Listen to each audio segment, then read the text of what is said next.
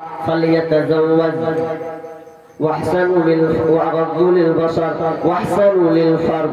বিশ্বনবী বলছেন, হে যুবকদল, যাদের তোমাদের ক্ষমতা আছে, যৌবন শক্তি আছে এবং তোমরা খাওয়াতে পারবে, পড়াতে পারবে, এক কথায় তাদেরকে তোমরা চালাতে পারবে সব দিক দিয়ে। বিশ্বনবী বললেন, তাহলে তোমরা বিয়ে করো, বিয়ে করো, বিয়ে করো। আর আমাকে বাপ চাচারা কয়েছে যে বেটা আগে দু পায়ে দাঁড়াবে তারপরে বিবাহ করবে।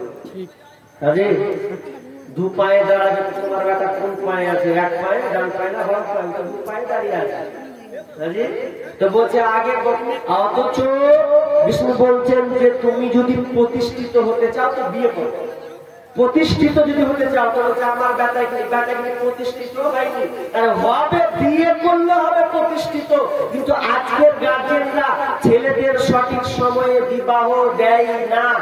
অথচ আলীর হাদিস বিশ্বনবী আলী বলছেন, ইয়া আলিউ সালাসুন লা তুআখিরহা, আলী রে খবরদার, তিনটি জিনিসে দেরি করবে না, তিনটি জায়গায় খবরদার লেট করবে না, বিলম্ব করবে না।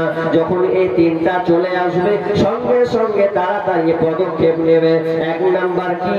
আসসালাতু ইযা আনাত, আসসালাতু ইযা আনাত, যখন তোমার নামাজের টাইম হবে, সালাতের যখন সময় হয়ে যাবে, খবরদার লেট করবে না, লেট করবে না, লেট করবে না। আমরা অনেক লোক নামাজই পড়ি না, তো লেট করার কি আছে? এখানে যত লোক আছেন আমার মনে হয় অত মুসল্লি নামাজ আমরা পড়ি না, কিন্তু নামাজ যদি না পড়েন জীবনে জান্নাত ঢুকতে পারবেন, এটা মনে রাখিয়ে। ফজরের ক্ষণ গেল পড়নি নামাজ, জোহর ডোবে